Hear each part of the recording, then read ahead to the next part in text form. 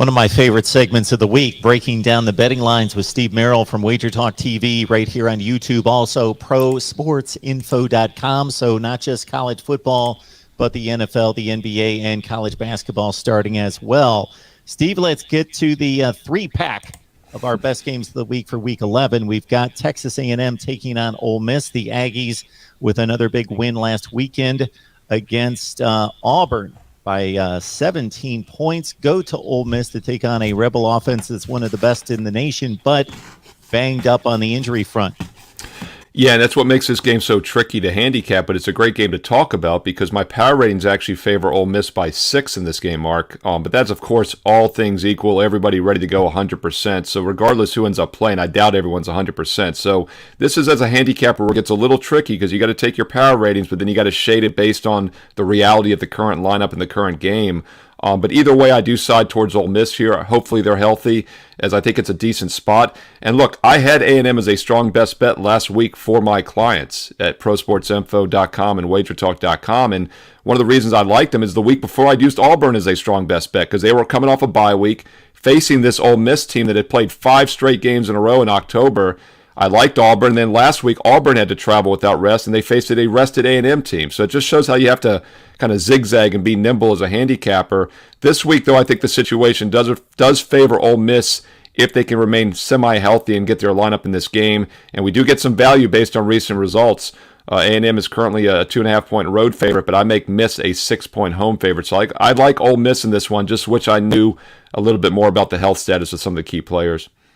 Again, join Steve on Wager Talk TV right here on YouTube. Also, prosportsinfo.com, college basketball, the NBA, and the NFL included with your college football betting edge right there.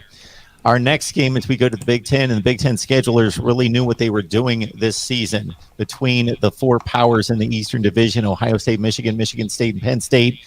They scheduled all those games the last month of the season, and here's another big one where we've got Michigan and Penn State meeting in Happy Valley.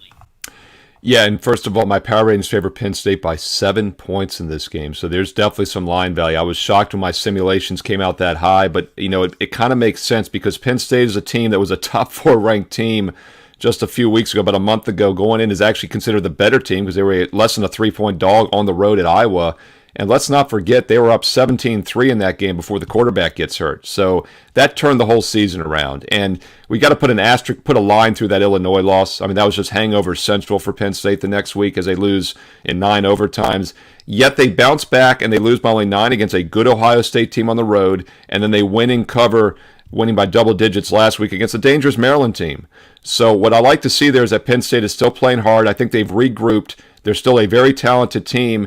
Hey, look, Michigan's a good team as well. I love the controversy that they came out a spot ahead of Michigan State in the rankings, and everyone's like, how can that be? They lost to them. But keep in mind, Michigan State had a bye week and was a home team, and they were still down by 16 in the second half of that game. So you always have to look at more than just the final scores, as you and I know. These are 2 very good teams, but I think it's a good situational setup for Penn State. And because of recent results, we're definitely getting line value. Penn State's currently a 1.5-point home dog. I think they should be about a touchdown favorite. So I like Penn State in this game on Saturday. On the Michigan side, the Big Ten office also admitted to a number of missed calls in that Michigan State game. And again, on the Penn State side, it's insane to me that the college football playoff rankings have Penn State unranked. Yeah. Compare their schedule and their wins and losses. They've beaten Wisconsin. They've beaten Auburn. They've played Ohio State tough. Again, the Iowa game with an asterisk with Sean Clifford out of the game after a 17-3 lead. If you added up, Penn State's certainly one of the top 15 teams in the country. 13-8 against the spread last week. 120-77 is over 61% against the spread. Join us for our picks on Patreon. I pick all the top 25 games plus, and we get Steve's under the radar selection of the week. But first, to close out our 3-pack, Purdue and Ohio State, the Boilers, both historically and now recently, they are the giant killers. The most top 5 wins of any program in the country as an unranked team, again, historically, and now they've done it twice this season again. They go to Ohio State to face another top 5 opponent. This line on the surface seems crazy. Ohio State's a 3-touchdown favorite. Yeah, I'd love to hear you say that actually, because I don't think it's high enough. My power ratings actually make it 29, Mark. Isn't that insane? I mean, and that simulation did jump out to me also, but when you dig in deeper, I like Ohio State in this game. And look, I had a strong best bet last week on Purdue +3 for my clients. So I'm not anti-Purdue. That was one of my top plays last week. It was also a little bit of a fade against Michigan State, to be honest. Probably more so a play against Michigan State than a play on Purdue. And yes, they've beaten two, top 4, top 3 opponents this year with Iowa and Michigan State at the time. But those were phony top 4 teams, as we all know. Ohio State's a legitimate top 4 team. And my knock on Ohio State has been that defense going back last year. Indiana put up 35 on them last year. They struggled earlier this year, but they've turned things around. And that's why you have to look at recent results more so than the last year and a half or whatever. You look back to mid-September since that Oregon loss, they've given up 20 or less now in 6 of their last 7 games. They have held 5 of their last 6 opponents to 17 points or less. And now you got a one-dimensional Purdue team who cannot run the ball. They average 2.4 yards per rush, 77 yards per game. They're not running the ball against Ohio State, who gives up just 3 yards a carry.